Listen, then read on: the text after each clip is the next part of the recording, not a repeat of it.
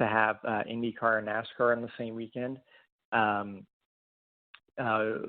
Jay Bowles was talking about doing at Indy, possibly an IndyCar weekend along with NASCAR and IMSA. You get all three, and then you get to combine three great racing series, three great groups of fans that maybe can see another side of racing and enjoy another side of racing. It would be, I think, good for the ratings and good for the tracks to be able to do these double and maybe triple headers. We're talking with Tyson Lautenschlager from OnPitRoad.com. Brought him on to talk some IndyCar with us. But I'm going to have you wear a dual hat today because Steve Wilson of Speedway Digest has some racing obligations himself, and he's not able to join us. So we'll get it back into NASCAR here in just a moment. But speaking of the NASCAR and IndyCar switchover, we saw some talk, some chatter about IndyCar and Richmond International Speedway, a fast track as well. Talking about bringing back IndyCar, and I was talking to Steve offline via text this week, and he was just like, they tried it once before, and they were really concerned about the speed. So what are your thoughts about IndyCar returning to Richmond Motor Speedway? My concern with IndyCar in Richmond is not to do with the speeds. It is there's a few concerns. I don't think that is really a good market for IndyCar, and there's a reason why IndyCar doesn't go there anymore. Fans weren't going out. That, and to begin with, it honestly didn't produce great racing. Richmond is a really enjoyable track for NASCAR, and it might have been the package at the time for IndyCar, but the racing just wasn't very good. There was really no passing. It was just kind of really just a follow the leader type deal, which doesn't surprise me. I think we're kind of seeing ISM Raceway turn into the same thing, and I think some people might disagree with that, but I don't find the IndyCar racing at ISM or Phoenix being all that great. I find it actually to be one of the lackluster races of the year and one of the few ovals that just doesn't produce good racing. So I really would rather not see IndyCar go back to Richmond. I think it will happen. But I don't think it's going to be a long-term thing, because I think they're going to see that the ratings won't be there, the fans won't be coming out in droves, because it's just not an IndyCar market, and the racing won't be that great. I got mixed bag feelings there. I always like to see the two series race, like you said earlier, and maybe have them on the same weekend. But I'd like to see it happen. Let's see what does happen. But one of the things that I don't like if they do this, and this is not anything that's been external, it's just things they're talking about. So it's just chatter that we're talking about right now. But one of the things that they were talking about, if they go to Richmond, they're going to alternate the schedule between Phoenix and Pocono. So which means we're going to lose. 1 year we would lose the Phoenix race, and 1 year we would lose the Pocono race. Both of those are incredible IndyCar series races. I'm not a fan of losing those. Yeah, I think that's another main concern there is the fact that one of those races is going to go each year. And, as I said, I'm personally not a big fan of IndyCar at Phoenix. I love when NASCAR goes there. I think it's a good track, a really unique track, which is kind of why I'd be pro keeping it, just because of I like unique racetracks, whether they produce, the best racing or not. I like the uniqueness, the different to the race, and just kind of a different locale as well. I think IndyCar has done well in Phoenix. Pocono, while we've seen some pretty devastating accidents and tragic events, it produces good racing, and those have been, freak accidents, if you will. I don't think IndyCar should be going away from Pocono either. I think if one track that would be really good for a NASCAR IndyCar doubleheader that I don't think many people are kind of talking about would be Iowa. And the reason I say that is because NASCAR has been looking at for several years, and Iowa in particular has really wanted to get a cup race for several years. They have struggled to get the fans out to the track that they need. However, it produces good racing. And I think if you gave a NASCAR Cup date along with an IndyCar date that same weekend, I think you could get a fair amount of fans out, because you're going to get both markets there. You're going to get the NASCAR market. You're going to get the IndyCar market. I think it would be a good opportunity to at least give it a shot, Obviously, it can't happen until at least 2021. NASCAR schedules are locked in place for the next year or so. But I think that would be a really good opportunity to try to mesh both series, both fans, and try it out. See if it'll work. If it doesn't, it doesn't. At least we tried. So we know Soto's on the pole. Talk with us a little bit about the starting grid there in Texas underneath the lights tonight, sir. Yeah, I mean, if you look at the starting grid, most of the front few are all in Hondas. You know, you got Takuma Sato, who, as I said, extremely fast. His average speed in 2 laps, 220 miles an hour. Really, it's kind of insane that is an average speed. But Sato really fast and showing no signs of slowing down, even at 42 years old.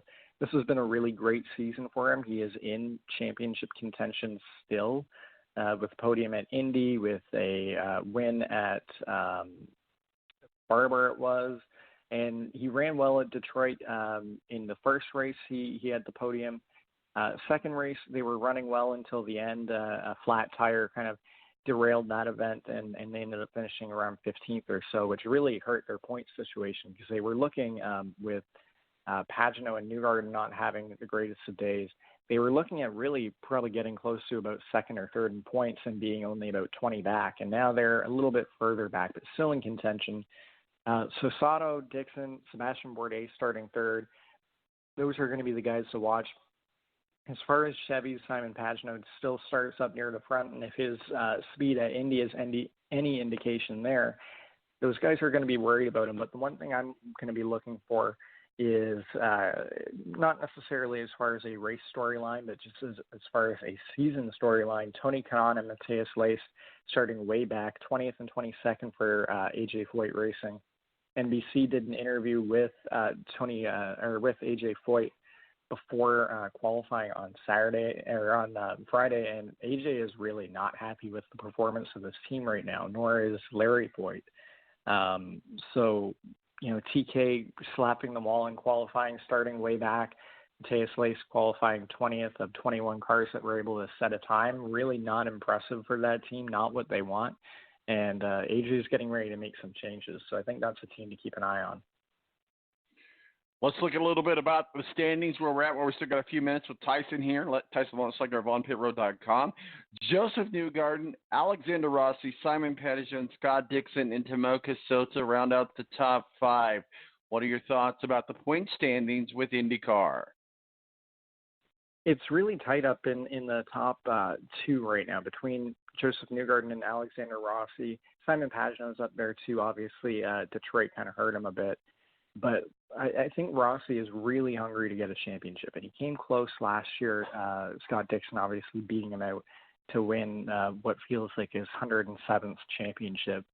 But Rossi really wants to get a championship out of the way, and I think this is his year if he can just have a consistent few races. But I think that's going to be his problem.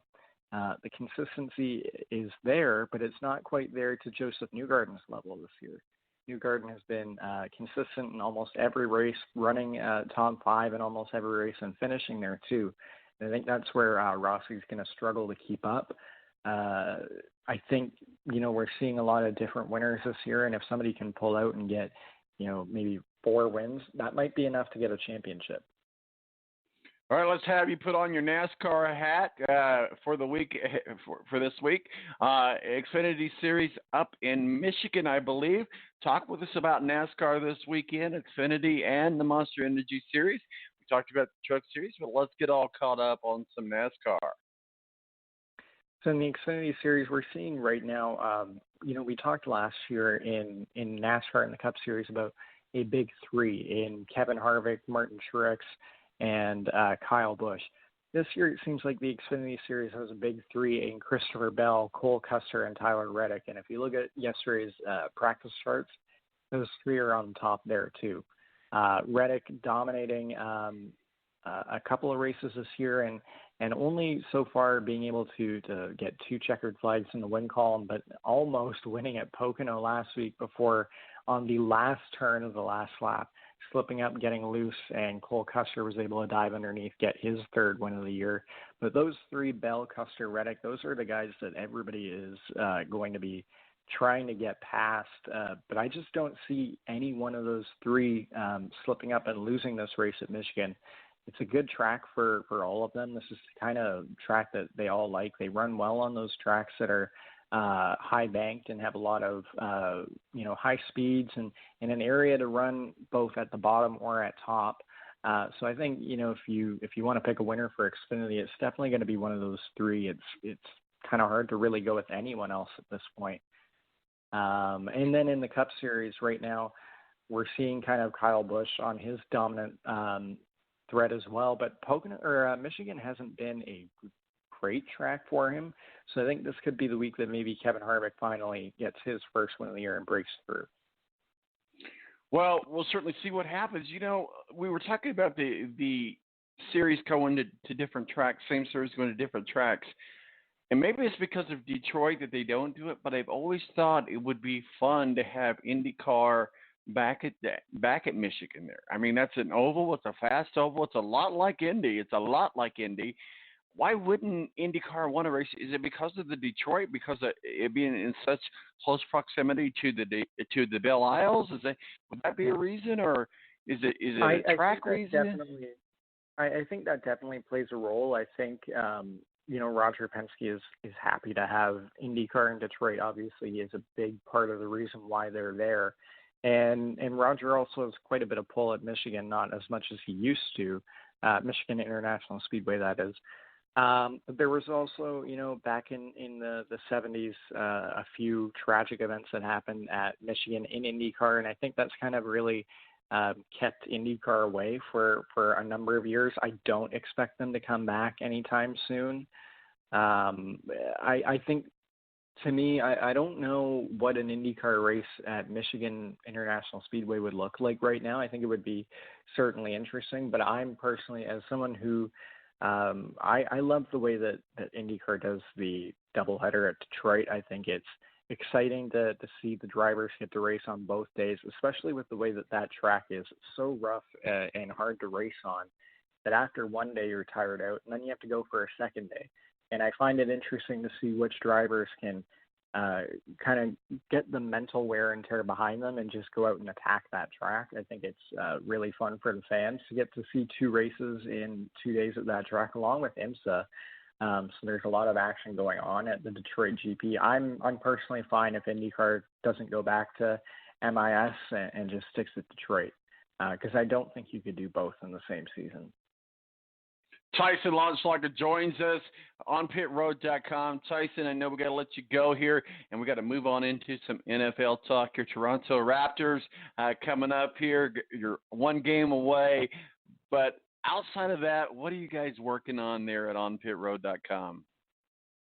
Well, you can always go to onpitroad.com and check us out, see what we're up to, and follow us on Twitter at onpitroad. Follow me on Twitter at TysonLaut, LAUT23. And yeah, Tom, go Raptors. We're going to win it on Monday night. Hey, you know what? Speaking of Twitter, just going to go off in the weeds here. I saw one of your tweets. Did something happen at your workplace? Oh, yeah. There was a bomb. I saw your tweet, so I didn't know exactly what that was about. Yeah, that was exciting. I work at CTV News in Toronto, so we have some crazies every now and then. That's just going to happen. But everything is all good. Yeah. No bomb. Well, good. I was just like, I didn't see anything on the news, but then I saw your tweet, and I thought, okay, well, if he's tweeting, he must be alive, not trying to make light of anything serious. But, yeah, good to hear that all that turned out. Tyson, thanks for joining us. We look forward to talking with you again soon. And, yeah, go Raptors, bro. Go Raptors, absolutely. Talk soon, Tom. All right, buddy. Tyson Lautenschlager on pitroad.com calls us from Toronto, our favorite Canadian, and obviously he is rooting for the Toronto Raptors. My name's Tom Marquis, Presidente, 917-899-8516 is our digits. We'll be right back here with Ed Kracz, beat writer for the Philadelphia Eagles. Gonna be talking some NFL and some big contracts. Yeah, we gotta find out what's going on with Carson Wentz. We'll be right back. Tonight.